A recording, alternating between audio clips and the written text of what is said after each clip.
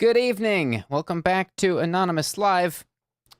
If you're new here, this is a very different kind of place for this channel historically. This is not entertainment. This is not entertaining. We are just going to be here listening to anonymous callers for about 2 hours. Anyone can call in so long as they remain anonymous. If you can omit your name or location, you'd be surprised how difficult it is to do that.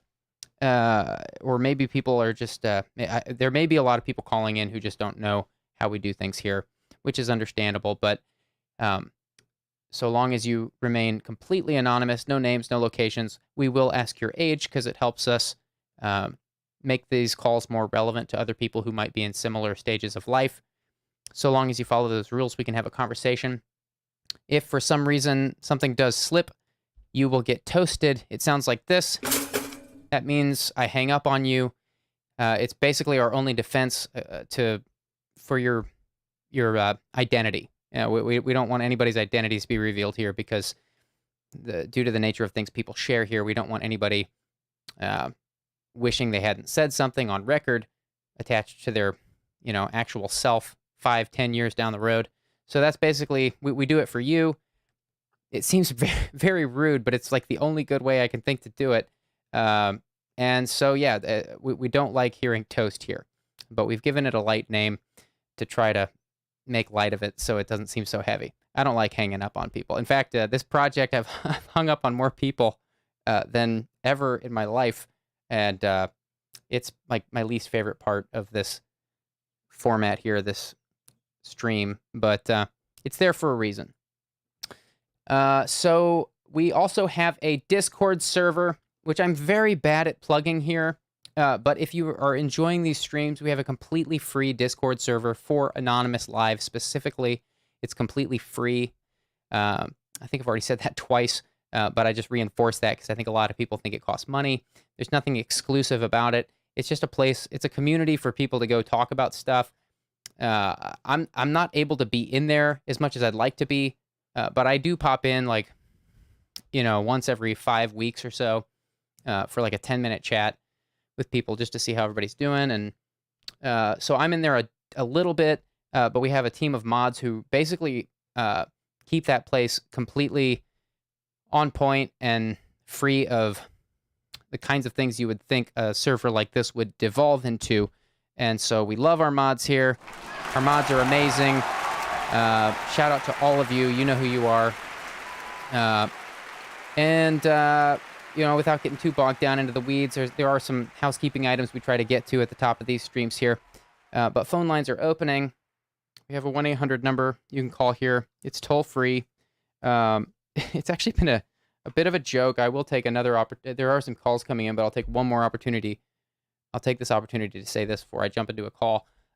This line is supposed to be internationally toll-free, and I've been meaning to figure out why certain people are getting charged out of the country. It seems like not everyone outside of the country is getting charged. This line is reportedly, I'm paying for this toll-free international line, so it's supposed to be toll-free international, but this is basically a word of caution to anybody who might be calling in internationally tonight that if you are calling in internationally, just know that this line is supposed to be completely free to over 100 countries, but for some reason, like I've had some people call in from the UK. Some of these people have been off of. The only reason I know these locations is because, for example, one of our mods is in the UK, and one of my mods got charged for calling this line, and I was like, "What? Like you're calling from the UK and you got charged? You'd think that the UK would be in these 100 countries that's included." So all that to say, like. I've been meaning to get more clarity on that. So if you're calling internationally, just please be careful because you might get charged. I know that's like completely unprofessional, but I'm not, this isn't a professional service. I'm not a therapist. I'm not a psychologist. This is just a place where I'm just a listening ear. The chat and I will lend listening ears. I can't fix anybody's problems here. I'm not here to do that. I'm just here to listen. And we all believe in the power of just good old-fashioned conversation, non-judgmental. Like, no, we don't get ideological here. We don't get political here. And so this is a completely safe place for anybody to call in, no matter what they're going through. I'm not going to judge you if you call in. The chat's not going to judge you. I can't control the chat, so there may be some trolls. Please know that if you call in, you might see some trolls in the chat. I can't control these people. It's a difficult line we try to ride between keeping this place completely open to anybody and everybody while also giving people a place to talk. Okay, that was enough words, but you get the point. Lines are open. I've missed a bunch of calls, but those are all things we try to get to that I'm very bad at mentioning at the top of these streams because it's so laid back here. We'll be here about 2 hours, and we are ready to go. Here we go. We'll be here about 2 hours. Hello, thanks for calling. You're ready to go. Hello? Hello, can you turn your speakers down? I'm getting some feedback. Yeah, sure can. Can you hear me? I can hear you fine. Can we start with your age and a brief intro?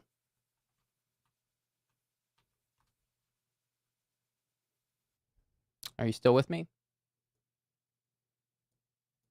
We lost the caller. Yeah, sometimes that happens. If you are calling in, make sure you're in a good signal area. We try to keep calls to about 30 minutes here. It's not a hard rule, but we do tend to get a wide variety of callers for different reasons, and some of these are, it's a soft rule, just because we want to keep this, like I said, open. Hello, thanks for calling. Hey, Julian, can you hear me okay? I can hear you great. Can you hear me? Yeah, perfect. No feedback or anything? Yeah, it's crystal clear. Can we start with your age and a brief intro? Yeah, absolutely. Penis in my penis, piss in my ass.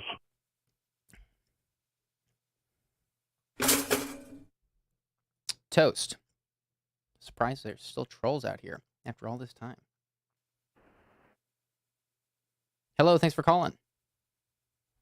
Yeah, Julian. How you doing today, man? Hello.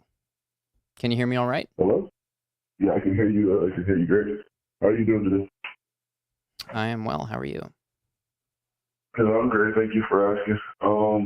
Yeah, so I wanted to talk with you about something that's kind of just been plaguing my life lately.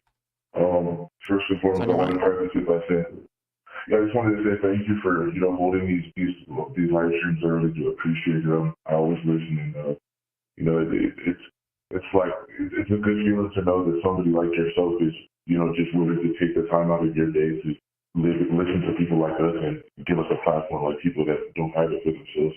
I appreciate that, Julian, for real.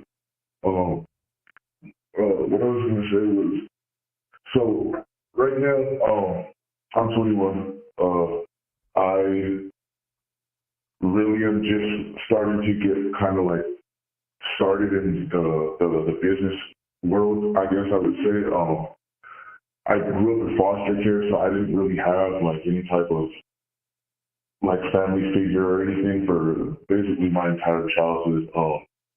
And when I turned 18, I basically became homeless, and I've just been trying to just grind out since then. I pretty much just lived day to day. I was just living on like people's couches and all that. Like right now, I'm staying with someone that's like somewhat close to me, but it just feels like our relationship that we had, and it's to give you some clarity. It's like my aunt. It's like my blood aunt. Like we didn't really have much of a relationship with me growing up, but now that I'm like an adult, like I had to kind of like work it out with her where I could stay here for a little bit and kind of just be able to get back onto my feet until I did. And so I was staying here with her for a little bit, and it just seems like our relationship, like no matter what I try and do to fuse it or like to make it better, it just always gets worse. Like we'll have some type of tension, and then we'll have a problem, and then the tension will just get worse, and then I'll think over the situation and I'll feel bad about it. I'll be like, yeah, like, I do want to apologize to her. Like I can't really be getting into an altercation with this woman, it's an older lady, and I'm just a younger guy. Like, I know that we think different, but it's so hard for me at times to just put my pride to the side and say, it doesn't matter. Like, it doesn't matter how I feel about how I may feel about the situation. So I need to like understand like this is my aunt and she has a perspective as well. And I guess I kind of just wanted to call to ask you like what is your perspective on like how I should go about handling situations like that in terms of like I get into an argument with someone that I really care about, but then I feel like my position and my stance was so justified and so rational that it's like if I apologize to them, then it's like I'm basically just forfeiting my stance or my perspective, and like it's just like the argument itself would never happen if I didn't truly believe that I was right. You know what I'm saying? So I guess what I'm trying to ask you is like, how do you think I should go about handling that type of situation where I get into a kind of a big argument with somebody that I care about, and I'm too prideful to put my pride to the side and say it doesn't matter what the argument was about, it doesn't matter what it said, because this is somebody that I care about, and this is someone that I want in my life. Right. So that was a lot for me to take in, and we just I'm listening. I believe the only thing I'm questioning is I believe you mentioned foster care earlier. Was that you were in foster care? Yeah, so I had grown up in foster care. Like I didn't, for basically the entirety of my childhood years. I just wanted to make sure I wasn't making that up. No, yeah, for sure. And so you've been living with your aunt, and so that's why this person is so close to you. And sounds like you had some altercation. What was the argument about? Do you mind sharing? I mean, it's just a lot of petty things that, like, you know, it'll just be an argument here, an argument there about just petty things, and then after, you know, I look at the situation in hindsight, and you know, I look at it like, you know, I shouldn't have gotten so mad about something that ultimately wasn't so important, or I mean, it really isn't as important as my aunt may be to me. But like, I can give you an example. Like one of the most recent arguments that we had got into was like, you know, so I stayed here with her. I'm basically like a visitor. I'm not a tenant. So like, you know, I'm staying here on her mercy. So it's not really like, you know, I can't really be over here decorating the house or whatnot. But you know, like I'm a person, and like basically all of my belongings are here because I don't really own much. So it's like one time I had brought a table over here, and she told me like it was just like a little desk for me to like do work on it or whatnot. And she had told me she's like, don't bring any more. Yeah. She just told me like don't bring any more furniture in here. Like don't bring anything else. And I was like, okay, but you know, like it wasn't really like I was trying to bring stuff in. It was just like I needed something to write. So like like probably like 2 months go by, and then I bring a chair up here. And I guess she had a problem with the chair as well, and she kept just moving the chair to like wherever she wanted. It was like a foldable chair. And then you know, recently like she was sitting on the chair, and I guess the argument kind of just came out where it was all like oh right, like you basically told me like, you know, like don't like the chair has no business here. Like this chair shouldn't be here. I already told you to stop bringing furniture here, this and that. But then right. But now that whenever I'm not around, then it's like, oh well, now the chair becomes a utility. Like it is like when I bring it, it's like, oh, like it's a problem. But now that I'm not around, it's something that you can utilize if you don't care about it.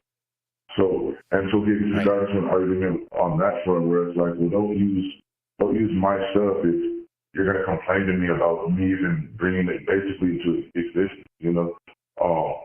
And like that was just like one of those things where it's like it's just a bunch of petty arguments, and then I look over it after, and I'm like, well, I shouldn't have even got into an argument with my aunt about a chair at her apartment anyway, but it still happened.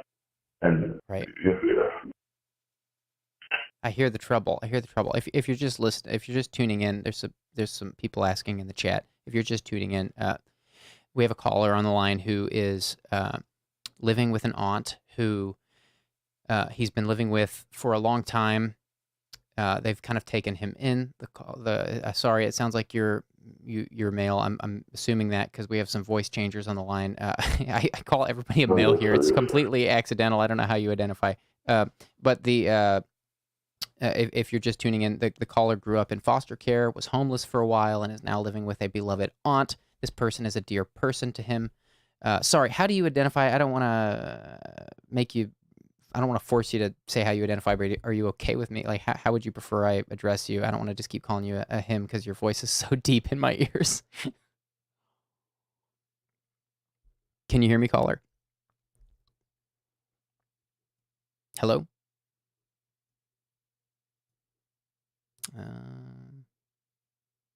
Did we lose the caller? What's going on? Huh. Lost the caller. Odd timing. I'll try the caller back in case it was an accident. I hope I didn't offend the caller. Surely an accident like that would be understandable. Let's see.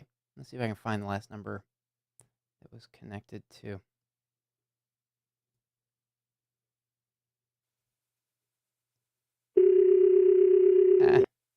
No.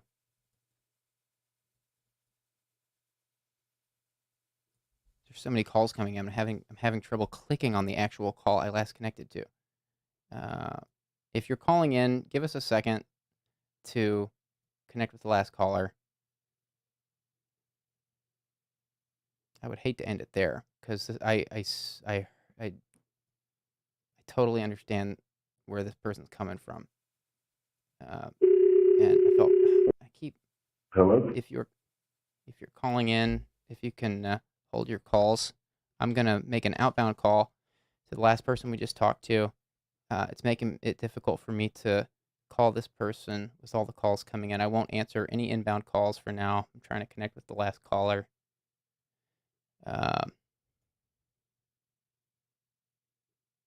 Goodness. Okay, it looks like I believe this is them calling me back. Yeah. If it's, I'm gonna answer this call. I'm pretty sure this is the call that called in last time. If it's not the caller, I'm gonna hang up. No offense to whoever's calling. I lost them. Goodness gracious. This is so difficult. I can't tell. Hello? Hi, is this the caller I was just speaking to? Oh, yeah, Julian. I'm sorry about that. I don't know what happened. Okay, great. I'm glad I didn't piss you off. I'm relieved. No, you're perfectly fine. The call ended at an odd time. I was like, oh, I called them a he, and the call ended. No, you're good, man. First, I identify as male, and thank you for reaching back up, man. I really do appreciate it. Okay, great. Yeah, I wasn't gonna end the call there. I mean, what you're going through. Okay, so I don't think I finished the recap. Yeah, the caller. If you're still missing what's going on, the caller is living with an aunt, and the aunt is being very particular about things about the things the caller is bringing into the house, like furniture and whatnot.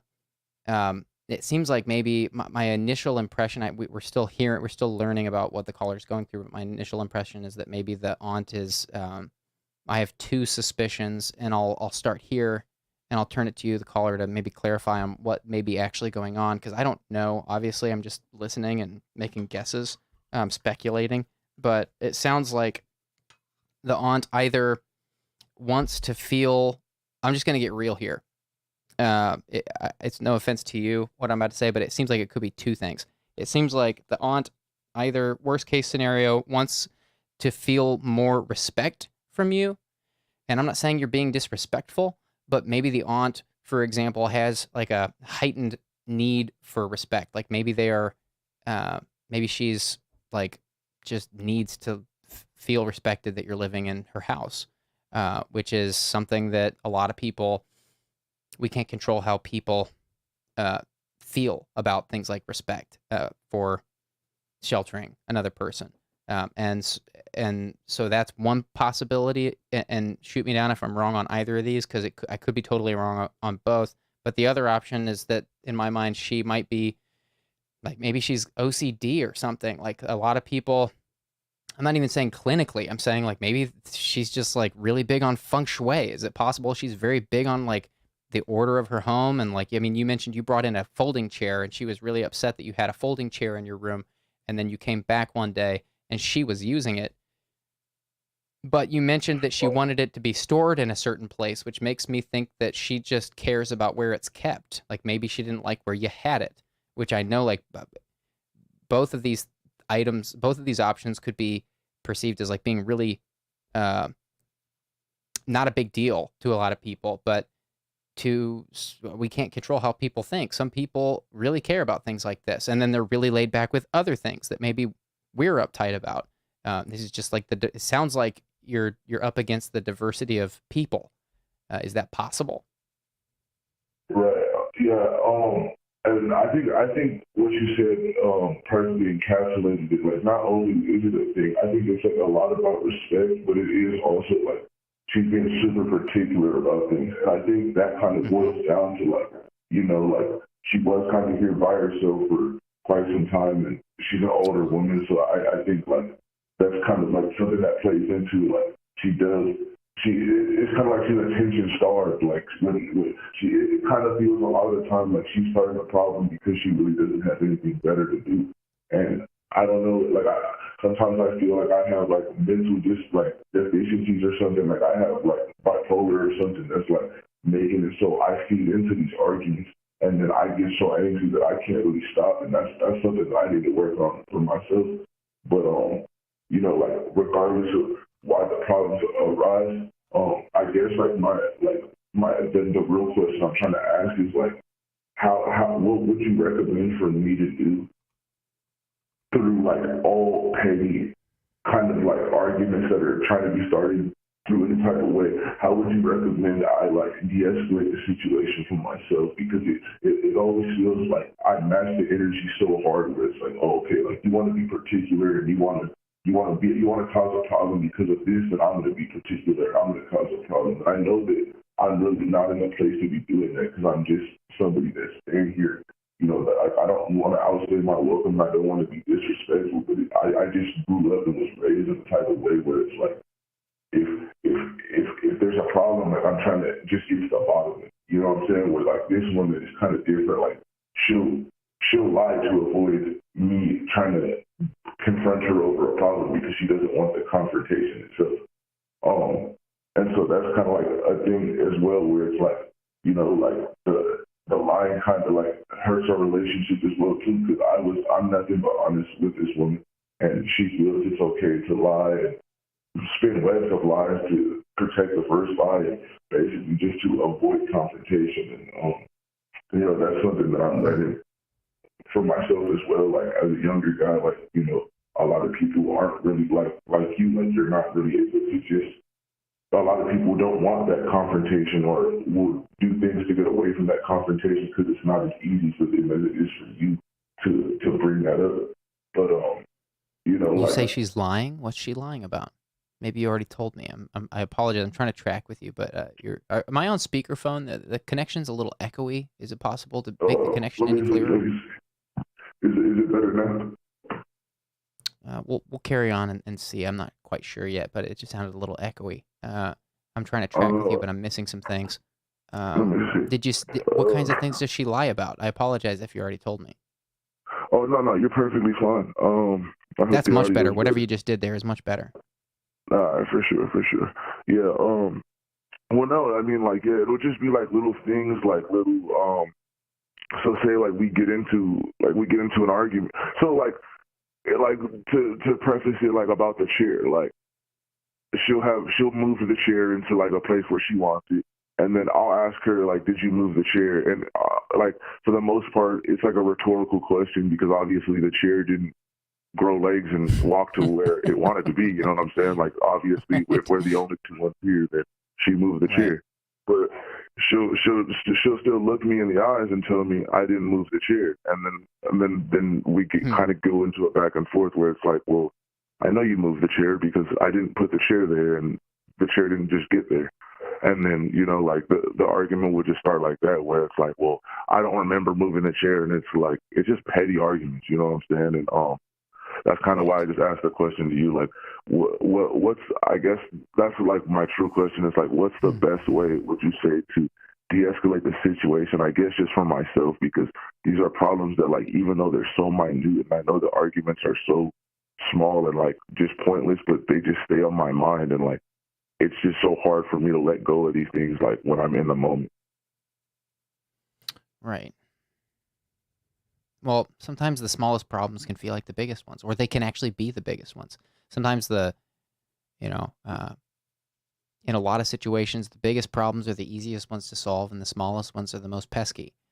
So, uh, and it's not always the case, but that's what makes it surprising. Like we're conditioned to think that small problems are small problems, but sometimes something like this, something so trivial as a family member who you ought to be able to trust, can't be honest about the fact that the chair didn't move itself, even though you're the only two people moving there, and that's like a red flag to you. Like that's like makes you, maybe I could imagine that makes you feel unsafe, or at least question who you're dealing with. Yeah, and there's other things too. Like I'll put things in a certain place, and then I'll leave, and I'll come back, and they won't be in the place I left them, or they'll just be gone, and I'll have to search for them, and then ask her, and she'll just like I'll have to hope that she's telling me the truth when she decides to tell me whatever she does tell me. Like if she told me I didn't move it, now I have to search through all of my stuff, because now I'm thinking, okay, well, she didn't move it. That means I lost it. So I'm looking through all my stuff just to find out that she did move it, but she just forgot in the moment, so she told me something else. So now, you know what I'm saying? Like it's just little things like that where like I do question the honesty and like every little thing. So I'll level with you. Like, first of all, I can't fix your problem. Happy to be a sounding board here and let you think out loud. I'm going to regurgitate some things from the chat to you as we talk, but I'm not here to fix your problems. I can't fix them. I'm assuming you already know that, but I'm happy to give you some ideas. Just please, like, do your own thinking, do your own research on anything I say. Like I'm not. This isn't like a scientific problem necessarily, so I'm not going to like attempt to regurgitate science in this case. But I just try to make a habit of saying that so that people don't think I'm telling them what to do, because I don't want to ruin your life. I can only go off of so much from a short phone call here, but yeah, man, it does sound like bro. Yeah, it sounds like to me at least, it sounds like you're dealing with a really difficult person. This person clearly loves you because they're putting you up. And a certain amount of respect is owed to someone for giving you shelter, in my opinion, at least, because they're giving you shelter. This is what you call serfdom. I'm not sure if you're familiar with that term, serfdom. Like basically, it's a very old term, like probably thousands of years old. It goes back to a time when pretty much all common people were farmers. And serfdom means like you're living for free. Someone's giving you something because they care about you, because they love you. Serfdom is, you can look it up, Google serfdom, the definition. There's a lot of, it's an interesting word, but, and I'm leveling with you, and I'm trying to be really delicate because like, you've been dealt a difficult hand of cards from what I'm hearing. You were raised in foster care. I've been next door neighbors with some foster care, with some foster parents, and I've seen what a beautiful, necessary, needed, valuable thing foster parenting is. I mean, here you are. Your parents couldn't care for you, and somebody cared for you when you were young, and now you're a young adult, and your aunt is taking care of you, and not like taking care of you, but she's giving you shelter, and that's a much different thing than foster care. I'm aware of that. Like you were a little kid, like you needed someone to tell you what to eat and what not to eat and stuff when you were that young, and now you're an adult, but your aunt is extending you a certain amount of serfdom. It sounds like, and serfdom is Absolutely. It's a beautiful thing. That means she loves you. She might not be the best at showing it. And it sounds like at the same time, while she loves you, it's a bit of a mixed bag because she does sound pretty difficult to live with. And so the situation you're in is really complicated. We're only getting a small glimpse into what it's like living with this person here on the call here. I mean, none of us have walked in your shoes. All we can go off is what you say. But I believe your account because people like this exist. People like this are real. It doesn't surprise me that there's people out there who care if you bring a folding chair into your room and then you come home one night and they're using it. It's like people like this are real. People like this are out there. It's interesting to me to hear you say that your aunt lived alone for a long time, and so like maybe that has something to do with it. I'm not going to try to get too into the weeds on why she is the way she is because there's no way I could possibly know. But suffice to say, you're dealing with somebody who's very complicated. Would you agree with that? Is that accurate? No, yeah, that's definitely accurate, and I'm definitely hearing what you're saying. You know what I'm saying? For sure. You're definitely right on the ball with that one and what you've been saying. So, given that she is extending you the serfdom, she is, in my opinion at least, I'm not claiming I'm right, but how I deal with situations like that, like I've lived with people at certain times in my life. I've crashed with roommates. I've crashed with family members. I'm traveling. I'm staying with friends. Like I'm in their house. So, a lot of people can be really difficult to live with, whether it's for 2 days or 6 months, or I haven't lived with someone that long for years on end. I don't know how long you've been there, but the point is, like, I understand what it's like to be in someone else's environment where they're in control and I'm just a guest, essentially. And some people have a lot of expectations over their guests and what's permissible. And the way I deal with that is by very delicately respecting their wishes. For example, like I'll put myself in your shoes, and I'm not saying this is what you should do, but from the sound of it, if I were staying with someone and they were giving me shelter, whether it was for a night or 100 nights, and I, for some reason, had a folding chair with me, and they were like, that folding chair, that's no, like that can't commit. That has to go elsewhere. And I'm like, okay, I would say, I've got to do some work later. I need a place to sit to do that. I brought this because I thought that it would be out of your way, and I didn't want to like take your furniture to work or whatever I'm using the chair for. I'm just giving hypotheticals here. And so if you don't want the chair in the house, I'm totally fine to leave it out. Where can I do my work? And so you're doing two things. You're saying, like, it's totally cool. Like, you don't want the chair in the house. This is your house. You're acknowledging this is your house. It's not my house. You don't want the chair in the house? That's your call. It's not mine. At the same time, I've got certain things that I need to do, which is why I brought the chair. And so where can I do that will be out of your way? In other words, I brought this chair because I didn't want to be in your way. So where can I do my things I need to do? Well, you brought the chair for a reason. I'm assuming you didn't just bring the chair in to eat bananas or something ridiculous. Like, you brought it for a reason. So the point is, like, I would approach it like, look, I brought this chair because I thought it would be out of your way. I wouldn't be taking your furniture to do the things I need to do. So I'm happy to keep this chair out of. If you want to put the chair somewhere else, that's totally fine with me. Where can I go find it when I need it, and then I'll put it back?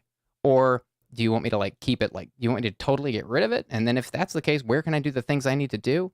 And if none of these are on point, then like just tell me how I can do the things I need to do, because your aunt surely doesn't expect you to live with her forever. Surely she expects that you're working on your own life and you have things you need to do to improve your own life. Even if you were making $300,000 a year, there would be things you could do to improve your own life. And people, these are the reasons people buy things, to work on themselves, to improve their life, to whether it's like exercise equipment or a freaking chair, So I don't know, I'm maybe going too fast. I hope it makes sense what I'm saying, but like I would approach it from a standpoint of like, how do you respect the wishes of the person whose house you're living in, while also making them aware that like you brought this in to not inconvenience them. And so like I would apologize that it actually inconvenienced them, because like you brought it in as to not inconvenience them. So I would approach it very delicately, while also standing up and respecting like myself by saying like at the same time, if there's things I got to do and I didn't want to inconvenience you. I think I've made the point. I think you get what I'm saying. No, yeah, that was super insightful, Julian. You know, like I never really thought about it like that, but you have a super good point there, where it's like, you know, you if you would just take a step back and take the time to just explain, you know, this was not against you. This was just to make sure that I could hop on my ish and you know, have her understand that was super insightful, and I'll definitely keep that in mind. Not to just hop onto a different topic, but this is kind of like still underlying on the same thing. It's kind of like another question I have for you. But I mean, I guess my thing is like because I can't really remember the word that you were using, but you were using the word I think it was serfdom, right? Serfdom, yeah. Yeah. I guess my question is the dishonesty worth the serfdom? Like it's like, okay, like I understand this is a family member and they are doing something, you know, out of the kindness of their heart for me, like whether it's a favor or anything for me, you know what I'm saying? Like they're doing that for me out of serfdom. But is it right that because they do those things for me that I should just turn the other cheek or look away from like dishonesty or lies? Yeah, I see your question. So Beanbags from the chat says to you, they said this earlier, and I'm just not getting to it. I'm just not seeing it, so I'm sorry. This is a little ways back. But they say to you, sometimes we have to put our egos aside when dealing with difficult people. Making small concessions can go a long way in keeping the peace. Now, I totally agree with what Beanbags says here. Odd name, by the way, Beanbags. What's up with that? But you know, the point is, like, I agree. I think that point is relevant here. In some ways, I would say yes. Like, I would say it's a difficult, again, it's a difficult balance what I'm talking about, because you don't want to, you can't disrespect yourself, because if you disrespect yourself, then you're stuck in the situation that you're in. And I assume you don't plan on retiring in your aunt's house. So, you know, and you're young, so I'm not saying you're behind or anything. You're still young. You got your whole life in front of you. So I trust that fell on good ears.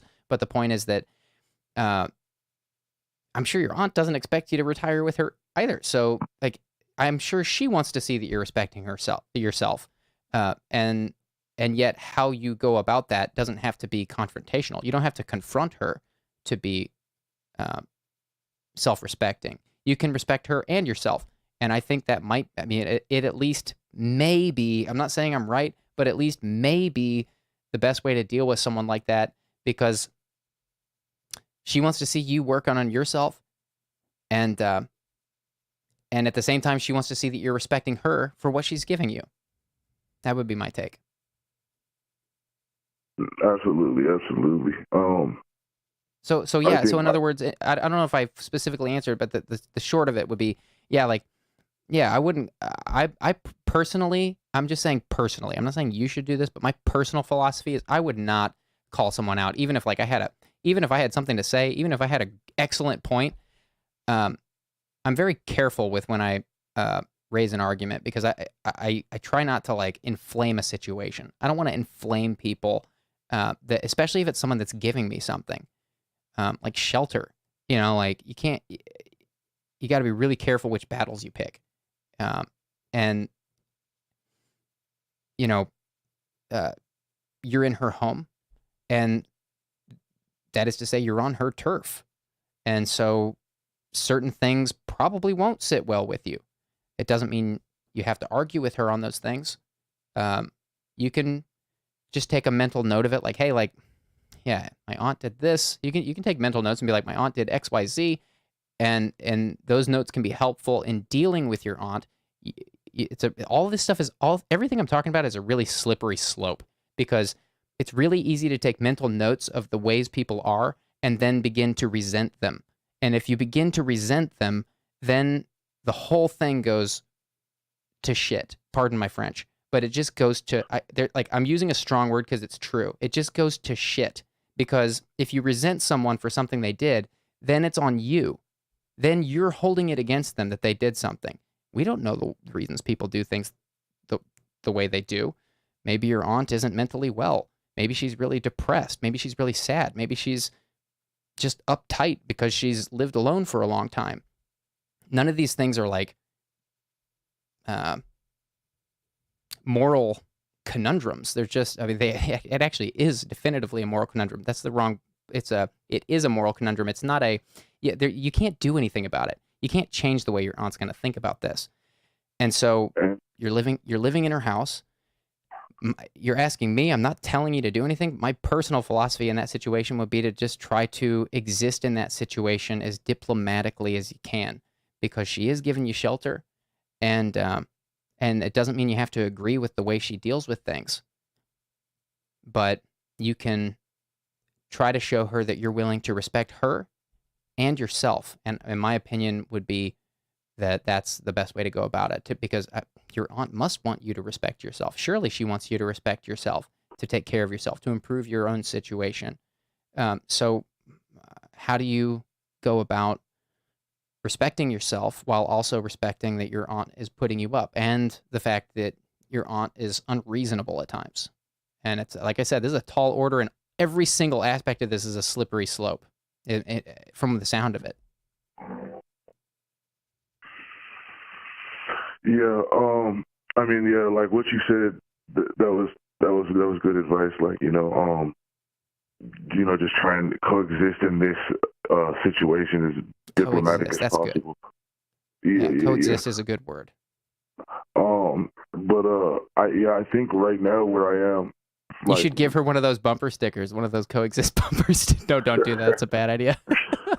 That was just a joke. That would be a bad move from the sound of it. That might start a war. No, that was funny. That was funny.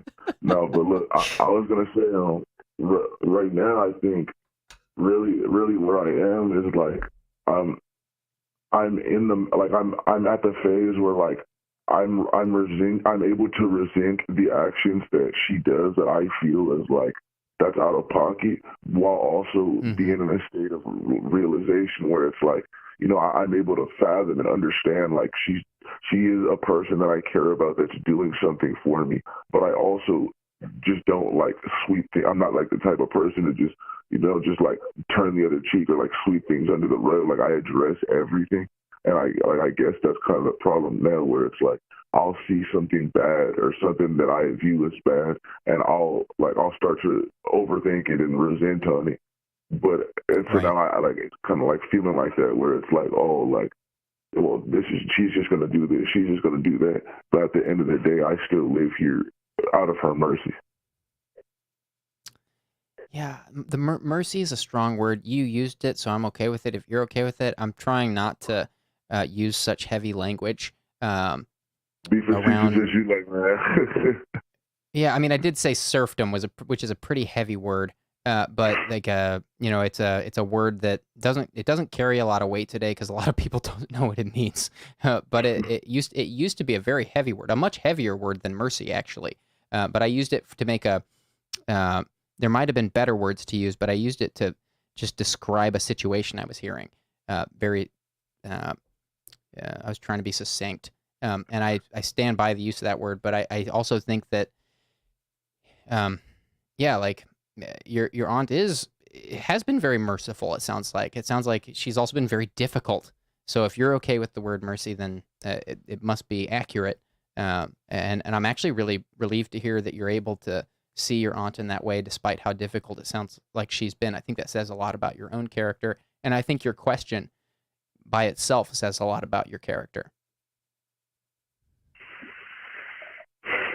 For sure, man. Well, you already know, Julian, I appreciate you taking the time out of your night to, just let me vent to you, and because these are simple things that, like, I'm hearing you even give me just a little advice that we've had, like, just in talking in this short time, and it's giving me a lot of things to reflect on, even in the small time that we've spoken, and I really do appreciate that.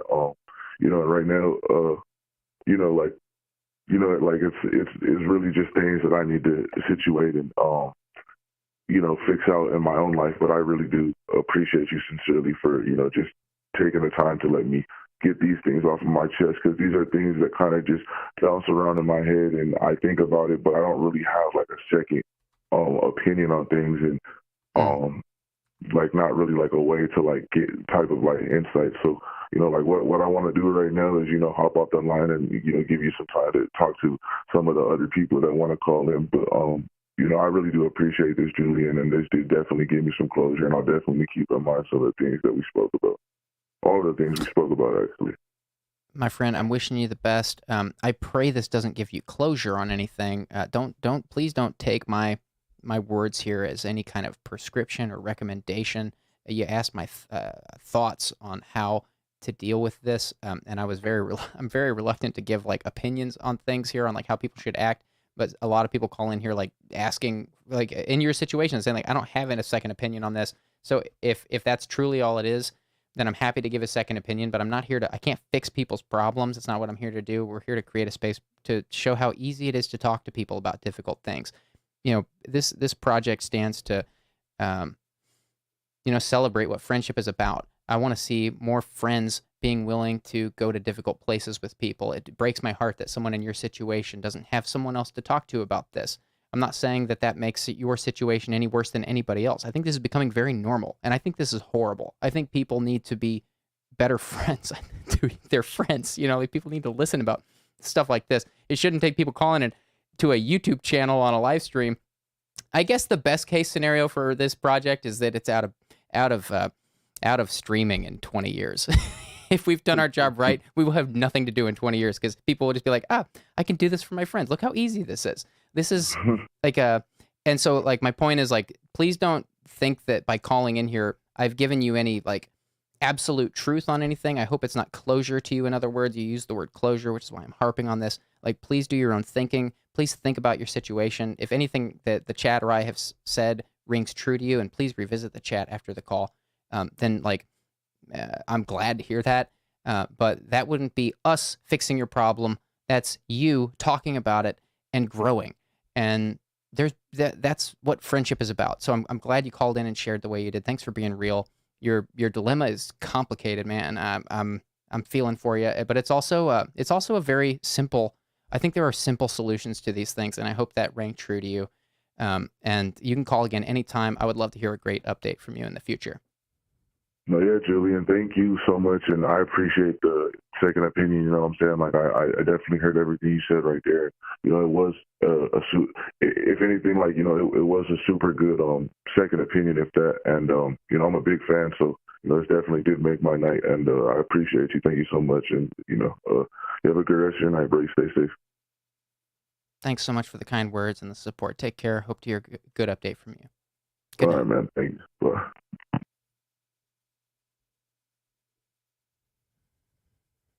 Beautiful soul. Okay, chat. Lines are opening. Gonna have a sip of water.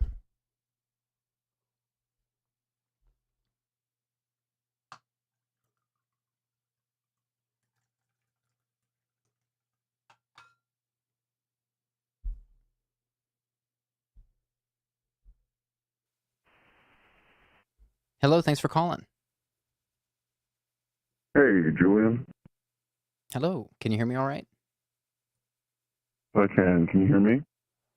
I can hear you great. Can we start with your age and a brief intro? Yeah, I'm 24 years old, and this is actually my third time calling in, so I definitely want to make it quick because I know a lot of people don't get to call in and don't get to talk, but came with an update and a small word of advice, if you don't mind. Yeah, can you refresh us on what you called about? Yeah, so my first call, which is what this most harkens back to, is I had a past relationship that ended that was kind of my first real, you know, head over heels falling in love with this person. And to this day, now that I am married and have children and have my own family with a different person, every now and then that relationship has come back to, you know, to kind of get me. And every now and then it gets me sad and it makes me sometimes I get upset with myself because I'm like, I shouldn't be feeling like this. I have all of this now. Do you But do you have a family? Do you have a kid or 2 kids? I do. I have 2. I remember our calls. Yeah, you were the one saying, I believe we spoke 2 or 3 weeks ago about this last. Is that right? That sounds about right, yeah. Okay, yeah, I remember your calls. Yeah, you were saying that you just had this, you were ruminating on a former relationship, and you didn't know why, because you love your current spouse and you love your family, and your current spouse gave you everything you ever wanted, and it was plaguing you why you were ruminating on this fling from high school. Is that right? That is 100% correct, yeah. Okay, great. So what's the update? So recently I found, a long time ago, my parents had been going through some of their stuff in their house, and they were like, hey, we found some of your prom pictures from high school. Do you want them? And I was like, yeah, sure. Memories are always fun. And of course, these were the prom pictures with this relationship. And I looked at them, and I just took a minute, and I said, you know what? I'm on my 3rd week of my college course. I've been doing it exactly like I promised myself I would. I've been going to work like I said. And man, I know it sounds might sound not weak, but you know what I mean. Man, that's a lot for me. And with Right. 2 kids and everything, it's like everything has been getting up and consistent. Maybe it's time to let go of these. And since I haven't still, even though we have a mutual friend who we have both talked to individually, and I've tried to kind of work my way into, hey, have you talked to them? Do you know anything what's going on? Like, do you have any idea? And they, said, no, but I can ask if you want. I was like, yeah, sure, if you want. And of course, nothing, I haven't heard anything about that. So I said, you know what? Sometimes you have to make your own closure. And it's a little cliche, but there's nothing better than me in the world than a nice campfire. And those pictures went in, and I had my moment. Whoa, you burned the pictures. I did. Good. That's actually a really beautiful... I had. There you go. I had to let go. That part of my life had to go. There you go. Wow, holy shit! Sometimes me hard now. How did that feel? Throwing those pictures of your ex that you'd been ruminating on into the campfire. To be honest, it didn't until I started talking about it. You didn't feel anything until you just regurgitated it? Yeah. What does it feel like? It's a relief. There you go. It's just a huge bunch of relief. I'm so glad to hear that.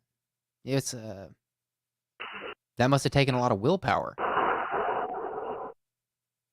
It didn't, I thought about it a couple hours ago, and I was like, you know what? I'm going to do that tonight. And I completely forgot about it, and I was like, you know what? I'm going to take some time outside before I go to bed. And I was like, it's a little chilly. It's getting to be fall. Let me do this. And I think I just made the best impulse decision that I've ever made. Yeah. It's a small thing, but it's a big action. It's almost ritualistic almost. It's it's symbolic rather. You're manifesting what you needed. If a picture is worth 1,000 words, the burning of a bad picture is worth relief, which is invaluable. That's such a great way to put it. I applaud you. I'm so glad you're getting some relief from that. Mosh Pit from the chat says, fire solves all, which is so funny. Yeah, good on you, man. Good on you. I'm glad you're feeling some relief. I'm wishing you the best and continuing to heal from that. Of course, burning it in the fire is probably, it sounds like it's step 2. It's not the, if there are 3 steps to something, assuming, I think of things it's an oversimplification, but I tend to think of things in 3 steps because so many things in life are numbered by 3. Jokes are told in 3 steps. Stories are told in 3 acts, typically. It's a generalization, but if to put it in terms of your situation, like in my mind, burning in the fire the pictures of your ex is like the breakthrough of the protagonist. It's like the protagonist like realizing this isn't good. I got to make a change. And so my I hope this is the beginning of the end for you. And I know how much, because we've talked a couple times. I remember your story, not in detail, although it sounds like I recapped it pretty well. I remember you that had it like pretty spot on, honestly. I remember that you love your family, you love your kids, and that like that was traumatizing you. That you were ruminating on this fling from a long time ago. I remember us talking about how life becomes complicated with kids, and maybe you were looking back on simpler times. And I believe that was you anyway. And so I'm rooting for you, and I'm hoping that this step symbolizes the beginning of the middle of the end for you, rather. That in other words, like your ex hasn't gone anywhere. She's still out there. Yeah. But like you burning that picture is a beautiful step in like saying like, you know what? I'm not even gonna remember this anymore. This is history. And that took a lot of courage to burn that yearbook, I would imagine. I've never done that, but it sounds like a bold step. So props to you. I appreciate it. And just real quick to anyone who's listening, life gets hard. There's no easy way. If you keep your head up and you keep those who are close to you as close as you can, everything will eventually turn out okay. The only thing that can guarantee that it won't is quitting. Every one of you have got this. Just keep your heads up. That's beautiful. Thank you so much for the update. Wishing you the best. And you can call again anytime for any reason. But it sounds like you've moved you've made a major step towards closure on this. And I really do, man, like what you have is so beautiful with you love your family so much. And so I'm rooting for you so hard. And I'm just really glad to hear where your head's at right now. So props to you, and call again anytime. I appreciate it, Julian. Thank you again for the time. No problem. That's what we're here for. Good night. All right, good night.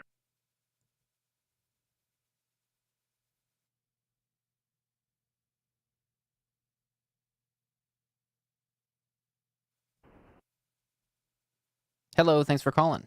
Hi. Can we begin with your age and a brief intro? Hi. So, I am 22.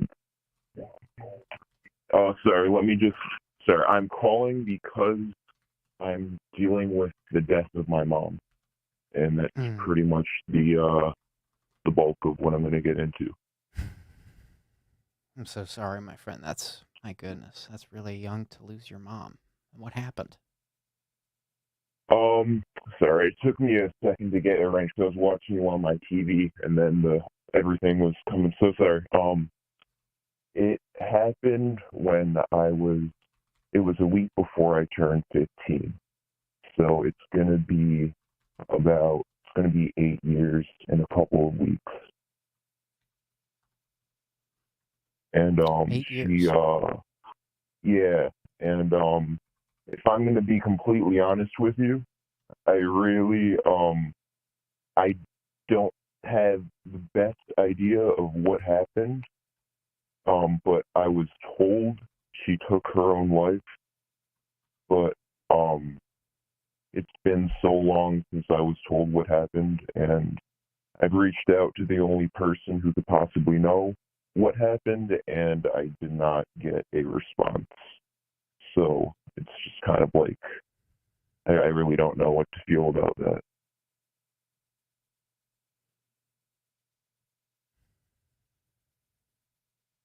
How well did you know your mother? What memories do you have? We were close.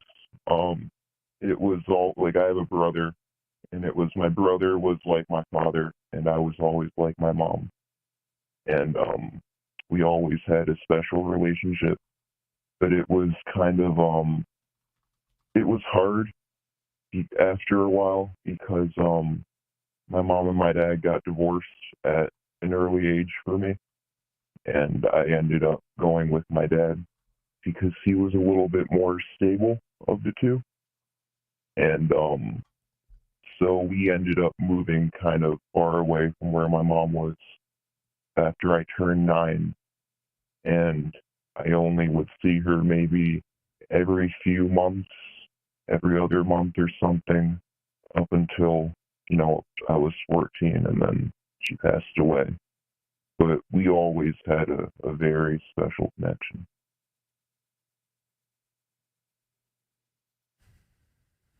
Yeah.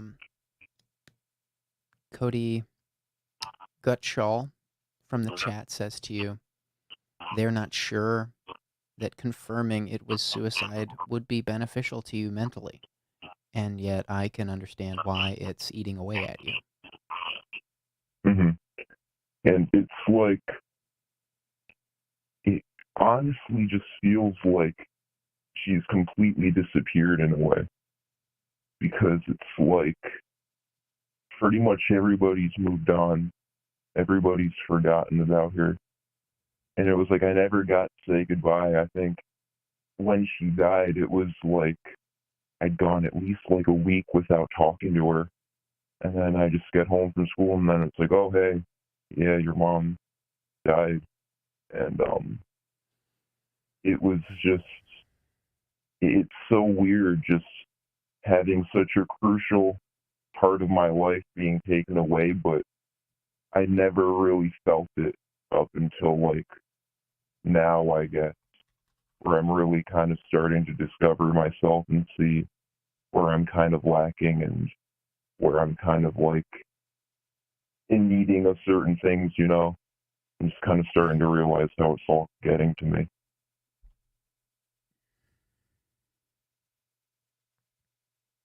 What kinds of things are you afraid you're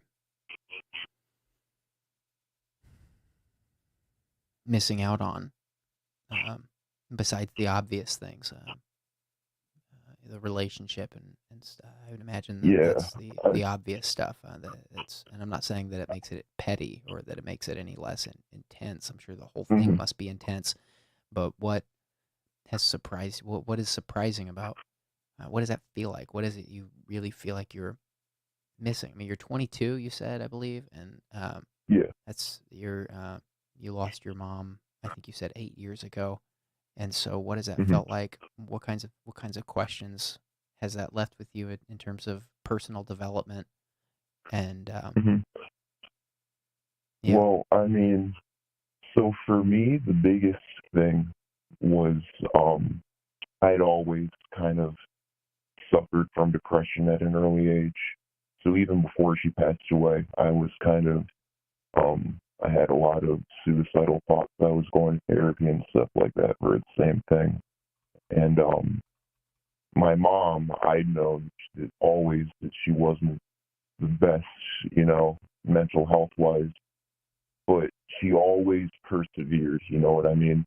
That she was like a strong person. She was the type of person who, like, walk in the room and the entire place would light up. Like, she wanted something, she'd get it. She was that type of person. And she was just amazing. And, I always looked up to that, just knowing that before, she was barely kind of able to get a hold of herself when I was younger. I'd see her crying and just being very emotional before, and then she just, I don't know what changed in her, but she started getting really successful. And that always kind of gave me a sense of hope of, like, no matter what would happen, you just need to get stronger and then you'll persevere. And she was just kind of my proof of that. And then she took her own life, and then it was just like that foundation of the fact that it can get better just completely shattered. And since then, I just become very hopeless. Like, it's all just, like, I feel like I'm at a point where it's like, I don't think I'm strong enough to be able to ever truly get over this, or just get over the things that I'm dealing with myself. and it's just not meant for me, and I just don't really know.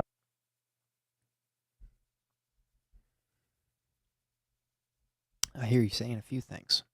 That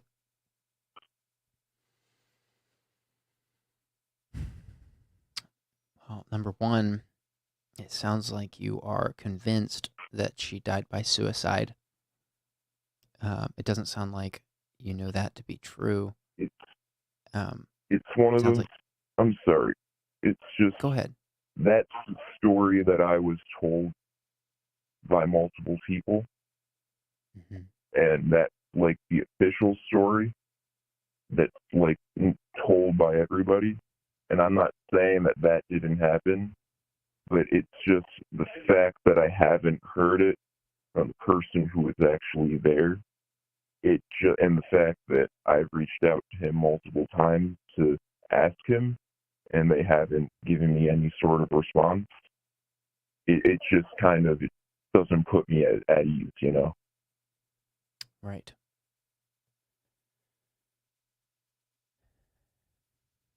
The other thing I hear you saying, I didn't mean to zero in on the fact that Yeah, no, sorry. your confidence over that story. It sounds like you have reasons to believe that she died by suicide. I'm not doubting that. Um, Hmm. but the other thing I'm sensing is that you feel this real sense of despair or impending doom, that you had no idea there was any problem, and your mom seemed to be this beautiful spirit, and yet she died by suicide. And it seems like maybe you mentioned you had dealt with suicidal ideation before, so makes me wonder, are you sensing some sort of impending doom on yourself? Is that what you're up against because of what Not happened to your mom? necessarily. Okay, good. The way I've kind of approached it all is I've told myself that I have no desire to live past the age of 40.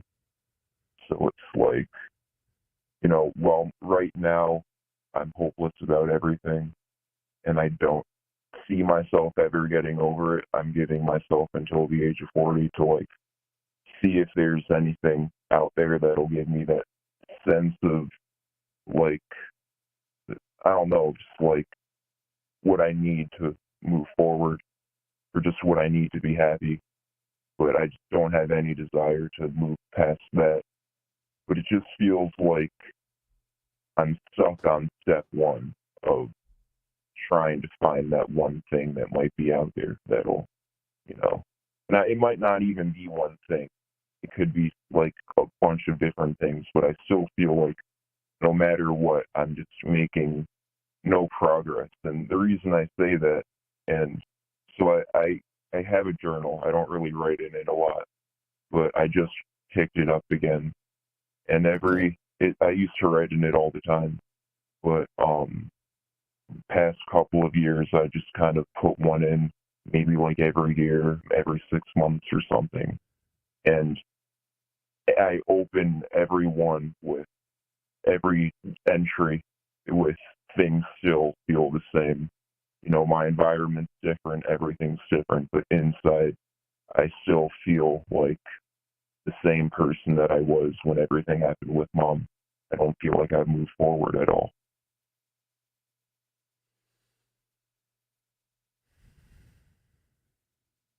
I want to be very clear that I don't know what it's like to lose someone that way, that close, Mm-hmm. even.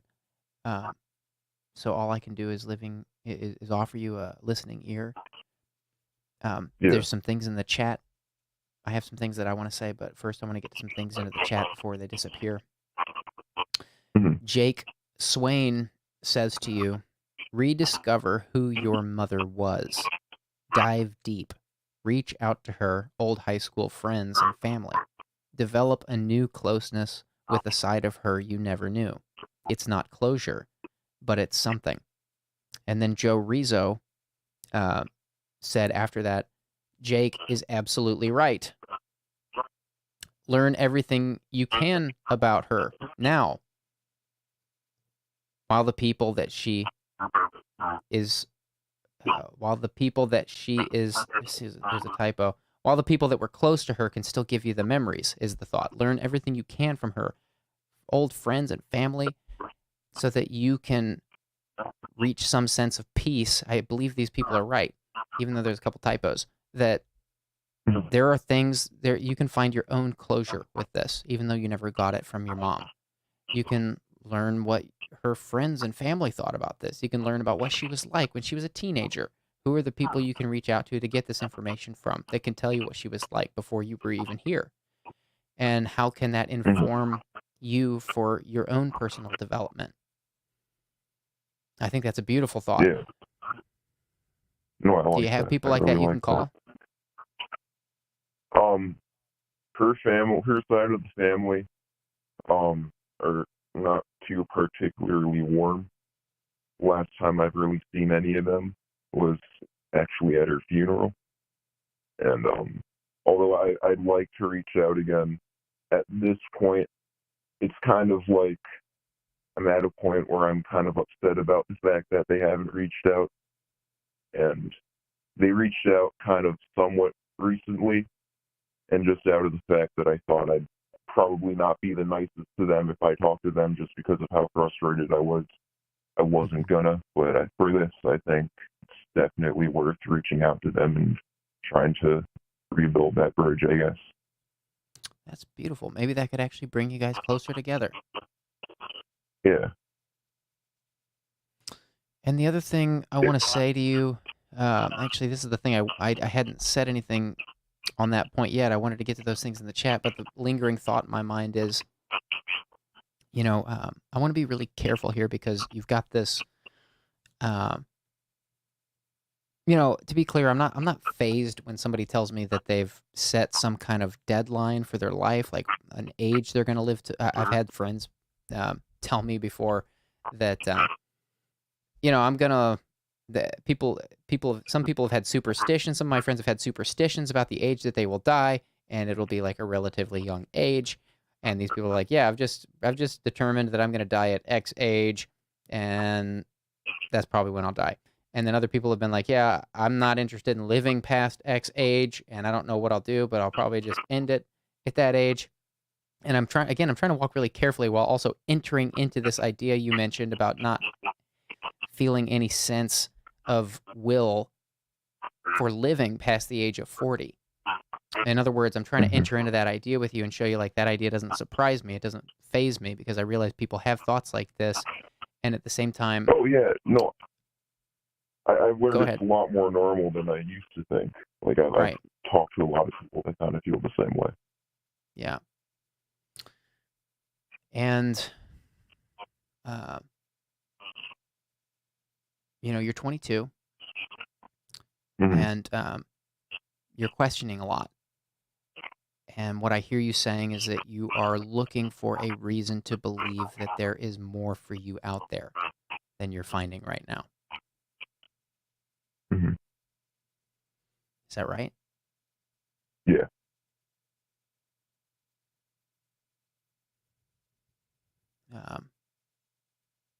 Do you have interest in... I'm going to name some things that might inspire you to live past the age of 40. And I'll also, before I go there, I'll say, you mentioned your parents were divorced. I'm not saying that divorce is a recipe for suicide, because plenty of people get divorced and don't die by suicide. But divorce can be really Divorce can be really messy, especially if there are kids involved. It's like 2,000% more so if there are kids involved. Divorce can be very, very complicated and difficult. Oh, yeah. And so I'm not saying that, like, I don't know how you... It sounds like nobody here knows exactly how... what led up to your mom's death. I'm not claiming to know that, but I'm just saying, like, if you seem to believe she died by suicide, and you also said that she was divorced and she was your mom, so that means there are kids involved. And I'm wondering, like, I'm not even wondering. I'm simply speculating. Like, none of us can know the answers to these things, but I'm saying hypothetically that, like, your mom sounds like she lived a really difficult life, and you also mentioned that your dad was the more stable one, and that he was the one you felt more comfortable living with. He was barely the more stable one. It was like purely because he was able to financially you know, he was more financially stable, but other than that, he was probably on the same level as she was. So it's even more complicated. Yeah. You know, I'm trying to be. I don't know how what I'm saying is coming across. I'm trying to be very delicate. I'm just trying to say that, like. No, I understand. So my point is to you. Let's get away from the. If I can step away from the depressing thought I've highlighted here, that thought was necessary to say what I'm about to say. Is that Mhm. there are so many things in life that, and I'm only 35 years old, so I'm not claiming to have all the answers. I'm not here to fix your problems, but you've brought up a thought that is a very interesting thought. Like, is there any point in living past the age of 40? I plan on dying until my body stops living. I don't know what's going to happen in the world. I don't know what's going to happen to me. I don't know what the future holds. You know, my crystal ball is fresh out of batteries. But you know, I think that life is beautiful. One of the things that gives me that sense, as somebody who grew up in a very chaotic world, I'm trying to be vague for. I grew up in a chaotic series of environments, and Mhm. one of the things that gave me a sense of meaning, a sense of beauty in the world, a sense of wonder and awe, was becoming a dad.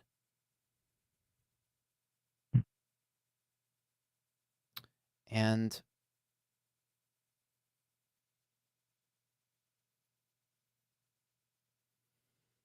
you can't really describe what it's like being a dad. It's like a totally different kind of love. We're raised with Disney movie love, thinking like, oh, it's love is like when the princess meets the frog and they kiss and the frog turns into a prince and realize, oh, they were a human under a spell the whole time. And they lived happily ever after. And it's like this erotic kind of thing. And Yeah. you know, that's not love. Like, I mean, it's a version of love. And then you have like love for your parents and siblings, and that's those two types of love are very similar. Love for your parents and siblings. But the love for your child is like when you experience it, it is I would argue the most powerful form of love. I have 3 Yeah. kids. I would say the love that you feel towards your kids is the most powerful. Now, I don't know. Sounds like you were really close with your mom, and I believe your mom loved you. Yeah. I'm sure it sounds like your mom didn't get the hand dealt to her in life that she wanted. And that's why I felt it was Mhm. necessary to go to some of the things I was saying earlier that were a little heavier. I hope it's okay with you that I went there. But my point is that, like, Yeah. your No, of mom course. had you. I believe she loved you. I believe you were probably Mhm. the most important aspect of her life as her kid. And Yeah. so, I always knew that. yeah, it And sounds like you had a beautiful relationship. And that's what's so hard about it. mhm. And I guess for me, it's just kind of just kind of the part that hurts about it the most is knowing that if she did make that choice, just kind of knowing that eternal love that, you know, she was supposed to, or she supposedly had for me still wasn't enough to make her want to stay. And that's just one of the places my mind goes just when I get really upset, and it's just that fact really kind of drags me down. I know it's probably not that black and white, but you know, when you're depressed, your mind goes to places like that. And that's probably one of the most harmful thoughts that I've had. That's why I want to be very careful. I'm not going to. I believe you just said. I believe it sounds like you just mentioned the most important thing there, and that's kind of what I was sensing that you were feeling. And because you said that, that it's the heaviest thought, I would not want to. I can't tread lightly there. I'm not going to because I don't want Yeah, to no, you could upset say you. But whatever you need to. I don't need to say anything. I'm just saying, like, are you okay? Like, how are you? Is this okay? Oh, We're no, talking about these things. yeah, no, I'm fine. I'm sorry if I seem like it's getting to me. It's just I never talk about this sort of stuff. This is probably the first time I've mentioned anything in years to anybody.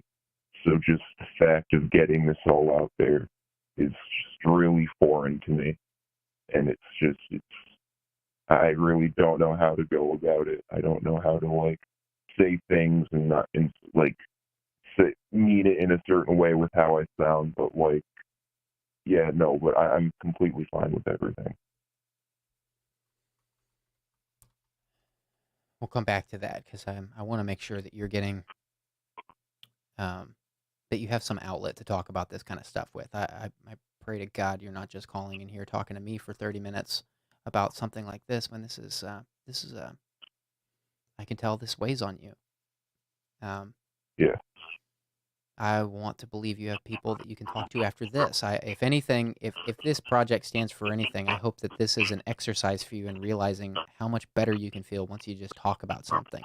And you might need to find people in your life who you feel safe talking this way with. Not everybody can offer you the anonymity that we can do here on a live stream like this. So it's difficult Yeah. being face to face with someone and saying, "This is how I feel. These are the things I think. These are my concerns and my fears and my worries." But these types of conversations are so important because if we can't talk about things, then we can't compare ideas with people. We can't get another perspective. My question back to you would be, is it possible that, in response to your question of that despite your beautiful relationship with your mom, that she didn't have the will to live any longer, my question back would be, is it possible that she, for one reason or another, could not live any longer?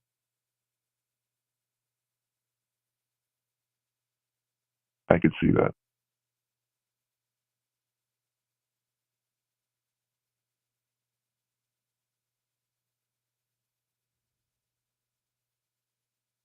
Sorry, can you rephrase the question? Sure. Yeah. Is it possible that it's not true that your mom lost the will to live any longer? Is it Yeah, possible no. that she could not live any longer?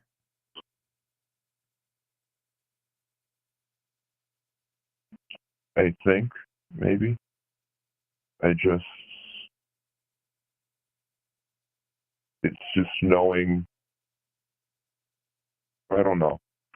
Again, it's just something that I really couldn't tell you. I'm sorry.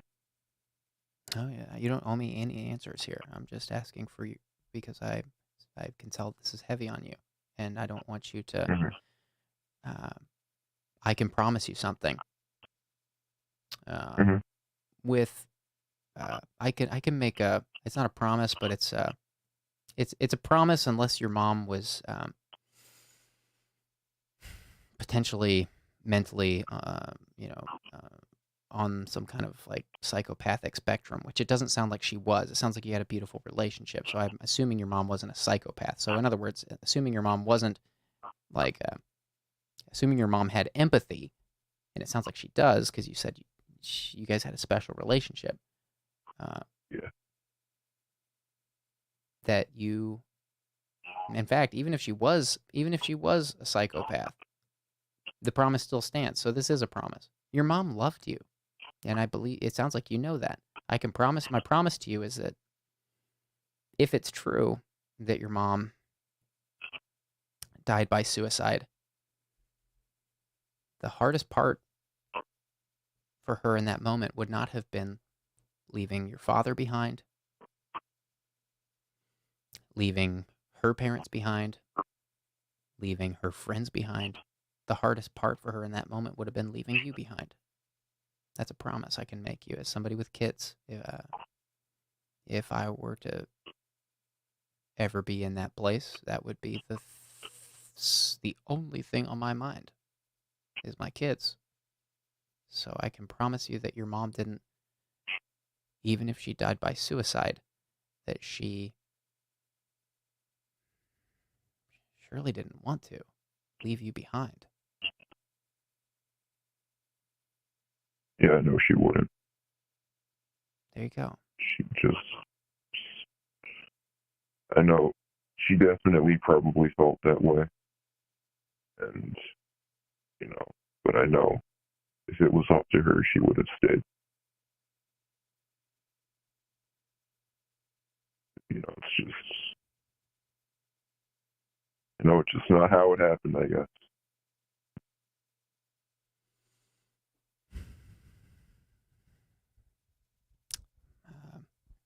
Again, I don't know what it's like to lose a parent in this way. I don't know what it's like to lose a parent, period, to death. And so I'm on one hand, I'm glad to hear that you're comfortable opening up about this here. Of course, we're giving you the anonymity. I don't know your name. I don't know where you are. And other people can't give that to you. But I'm still glad to hear that you're aware of how you're feeling and that you can articulate that, because it sounds like you haven't opened up about this in a while. And then on the other side of the coin, I'm thinking, like, what would it take for you to get into some therapy or to find a confidant that you can talk to this stuff about with? I mean, I'm definitely open to therapy. It's just kind of not, I haven't been the best financially. So I just kind of need to get my financials a little bit more in order before I can, because therapy is kind of expensive around where I live. It is. It is, yeah. So, It's not cheap.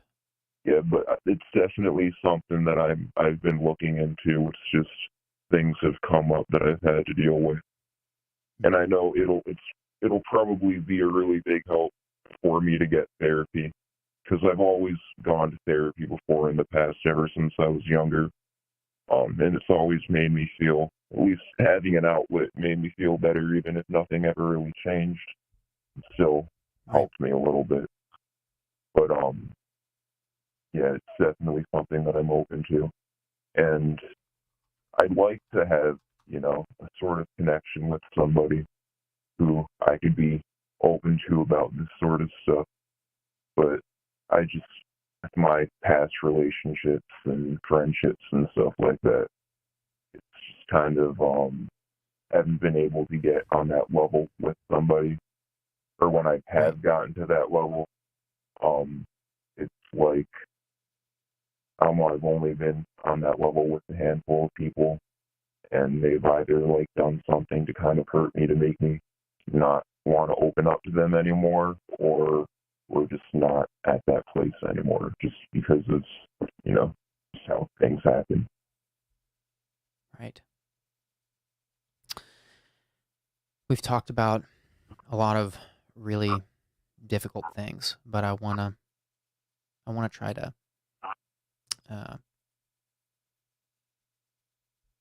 I don't want to end this without some good news, in at least the way I see it. Understand. We got it right. So. No, I'm not rushing you off. I'm just saying, we've been talking a lot about things that, number one, I don't know a lot about experientially, and number two, things that you haven't opened up about a lot. So I know you've said a number of times that you're okay and that you're comfortable, but if it's okay with you, I'd like to attempt to encourage you, because what you're talking about is heavy. But I can make you a couple more promises. That, number one, you are not inheriting your mom's difficulties. Your mom's difficulties were her own. She was divorced. She had kids. It sounds like she was. That's a lot on its in and of itself. It sounds like you're, even though you had a special relationship, I don't know exactly the extent of it, but you mentioned that she could be difficult at times. So I don't know what any of that means. But I can promise you that your mom, whatever your mom's struggle was, It doesn't have to be yours.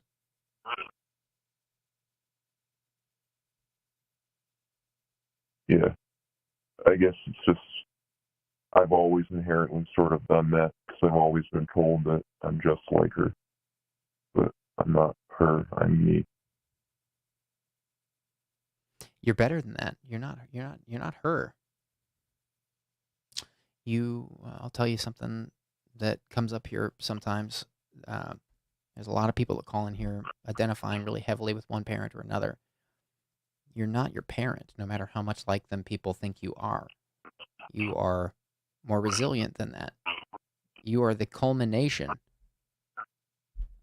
the product of your mom's bloodline and your dad's bloodline, meaning you're the latest and greatest model.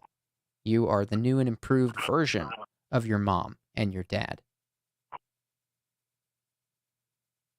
You're not them.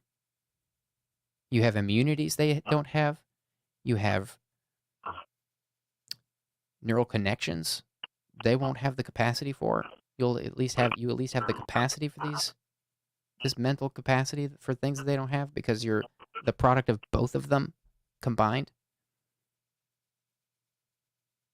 You have all kinds of things that your parents didn't have, including the wisdom that they gave you, the things that they taught you when you were a kid that they wished that they had known when they were kids.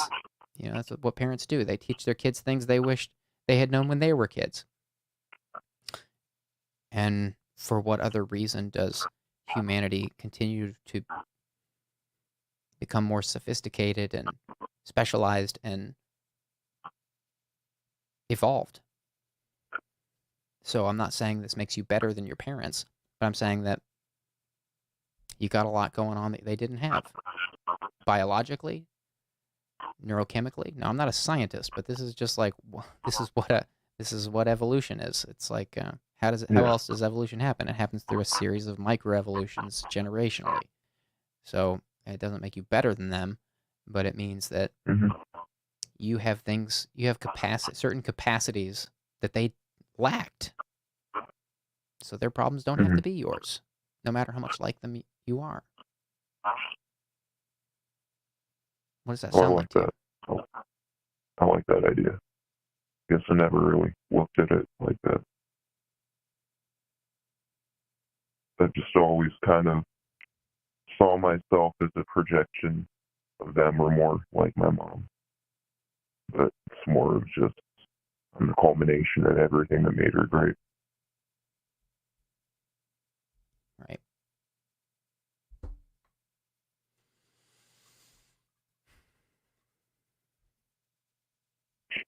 I believe you are going to find something in life that takes you past 40, my friend, with vigor. Not just making it past 40 lethargically. I believe you're on a journey. You've been through some real tough stuff. And I believe that's going to make you a really resilient individual, a brilliant individual. These stories won't ever leave you. They won't ever not be a part of your life. But going through this stuff and conquering it will make you stronger.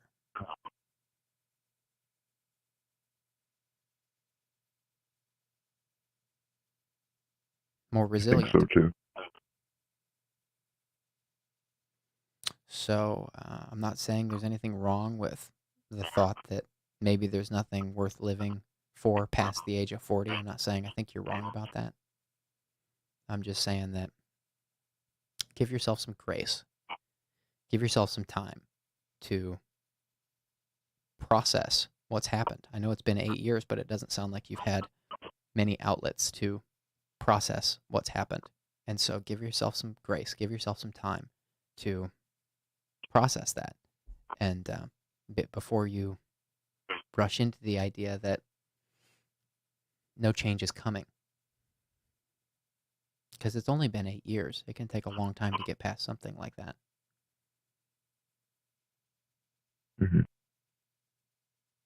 Yeah, no, I know I need to start being a lot less hard on myself.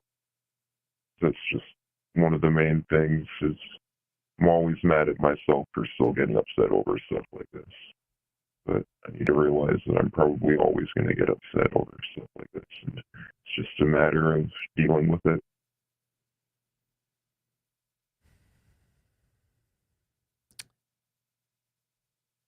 Yeah, you, my heart goes out to you. You are, you will have different challenges than your parents had because of the loss you've experienced. Sounds like it was sudden. Sounds like it was unexpected. Sounds like it really affected your outlook on the world. And you know what? The world is a brutal place. The world isn't fair. People invented fair when they invented civilization. The world isn't fair. The world isn't balanced all the time. There's a balance of order and chaos, but that's not a 50-50 balance. That's what you'd call an 80-20 balance. 80% chaos, 20% order. That's why there's not many civilizations, relatively speaking, to the magnitude of the universe. There's in fact less than 20% of the space of the universe is a civilization. So even on, it's probably a better comparison to what's available on Earth. But the point is, like, the world isn't fair. The world is brutal and chaotic. And we make our own order. And a lot of times the order we find comes out of the chaos. In other words, we learn what order is important to us because of the tragedy that happens around us. We get to choose the order. And you can choose that order. You get to choose what that looks like. That's up to you. That's not up to what happened to you. That's not up to your parents. It's not up to your grandparents. It's not up to any other family members that are in your life. That's up to you. How you feel can determine what order is important to you, what order matters, and you can make that order. You can create the life you want for yourself.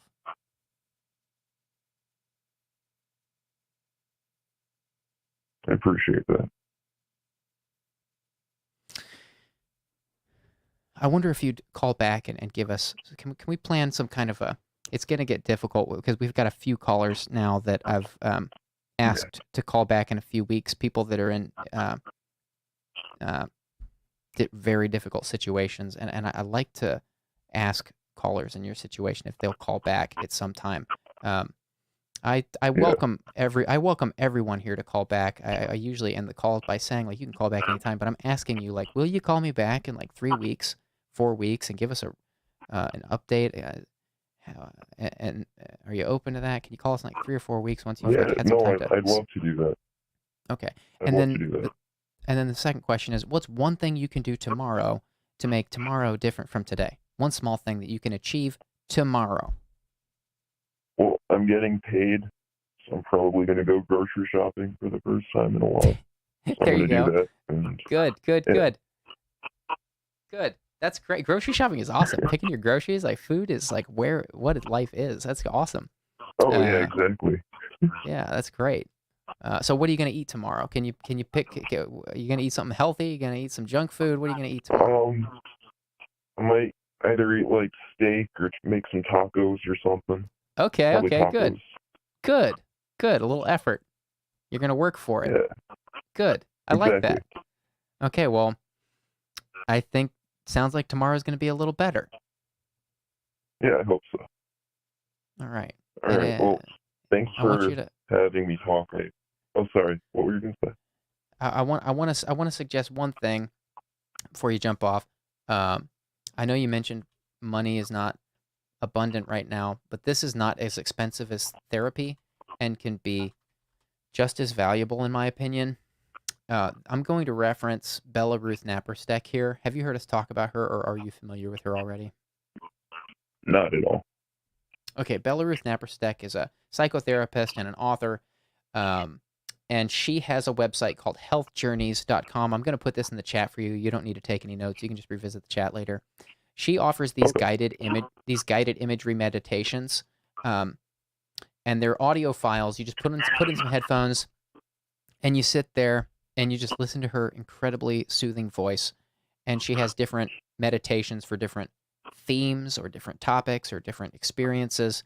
For example, she has one on overcoming alcohol and other drugs. She has one on anxiety and panic, one on forgiveness and anger, one for depression, one for loss. So like she has all these like these themed meditations, and they range from 20 minutes to an hour long, and they're anywhere from $6 to $13. And once you buy it, you own it. That audio file is yours. And I can personally tell you that I've used some of these like 100 times, and they never get old. So I'm putting this in the chat for you. This is Bella Ruth Naparstek, Health Journeys. She's amazing. And her voice is so smooth. It's just like you can't help but calm down and enjoy life with a voice like hers. There's probably some typos in this, but I'm putting this in the chat really quickly for you. Bella Ruth Naparstek. Here you go. There it is. It's in the chat for you. Right, so you might check. You definitely, might check that out instead of it's not a replacement for therapy, and neither is this. But it might get you through a season where you're trying to figure out how to get back into therapy, and it might be like a nice like self-therapeutic thing you can do. Okay, definitely. All right. There's a lot of love going out to you in the chat, so maybe revisit the chat tomorrow. The chat replay will be up for you in the video replay tomorrow, so you might revisit that. And looking forward to hearing an update from you in a few weeks. Call again anytime, whenever you feel you need All to. right, thank you so much. Whenever you think Have it's a good right. one. Thank you. Good night.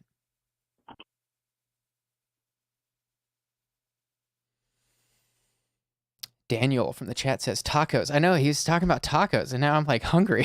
Like I just want tacos now. What a beautiful caller. My goodness, my heart goes out to all of these callers, but some of these stories just break my heart. Chat, we are 15 minutes towards the end of this stream. I really, it's the most difficult thing about this stream is I don't time anything. I intentionally stay on the line with callers as long as it seems it needs to go, is so long as it seems like they're actually letting things out that have been difficult for them. I try not to let people trauma dump. It's really important to us here in the entire community. In fact, we have guidelines around trauma dumping in the Anonymous live Discord server, which is not a joke. That's actually like something that we really think is important, that we don't allow people to trauma dump here, because that doesn't help anybody. It doesn't help the callers. It doesn't help anybody.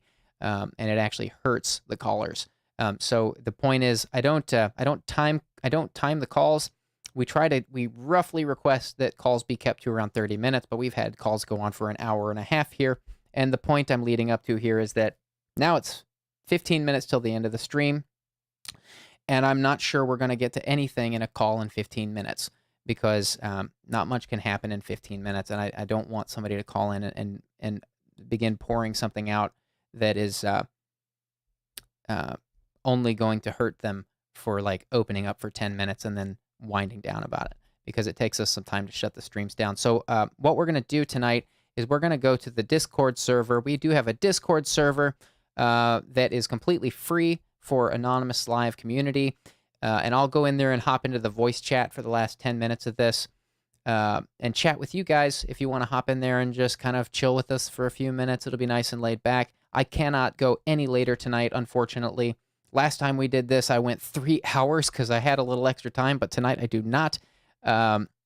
So it's important that I not go too late, unfortunately. I want to thank everybody who called in tonight. You guys are beautiful. If you are in the Anonymous Live server you know how to find us, but if not, you can find that link in the video description. And it's, again, totally free, and I'll be in there chatting with you guys for about 10 minutes, just hanging out. It'll be chill. And we do these streams 2 times a week on Tuesdays and Thursdays at 10 p.m. Eastern, 7 p.m. Pacific. This is my favorite project I have going right now. It just feels so raw and immediate and meaningful, and people are opening up about things that, like we just heard the last caller say, they've not been sure because they can't afford therapy, and they haven't had any friends or family that they've felt safe opening up to. And the one thing I hope callers take away from this format, this stream, is that it can be really easy to share with people. I think the goal of this project is to just get people talking. I think the world is in a really divided place, and I hope that this project inspires people to be better friends to their friends and let them know, hey, you know what, it's safe. Like whatever you're hinting at there, like if you ever wanted to talk about that in more detail, it's totally cool. This is how we be good friends. So thanks so much for being here. I will see you guys back here on, what's today? Is today Tuesday or Thursday? I honestly have to look because my life is so crazy right now. I'll see you on this Thursday. It's Tuesday right now. I'll see you in 2 days at 10 p.m. Eastern, 7 p.m. Pacific. And I can't wait. I'll see you there. And I'll see you in the Discord server right now. I'll be chatting for about 10 minutes. Thank you guys for being here. And a huge shout out to our mods. Tonight we had Deanna Krebs. And Deanna, were you alone tonight? I didn't see any other mods, but I was admittedly very bad at looking at the chat tonight. I did see Deanna. Deanna, I think you were alone. It was you and Nightbot. Deanna, you're a trooper. You're amazing, and I'm really sorry if I'm missing a mod from earlier, but we do love our mods here. They are such high-quality mods. These are amazing people. I don't know how we even found them. In fact, they might be bots. They're so perfect. That was the wrong laugh. Where's my good laugh? That's my good laugh. All right, I gotta wind this stream down. It's getting late. I'll see you guys in the Discord. Good night, everybody.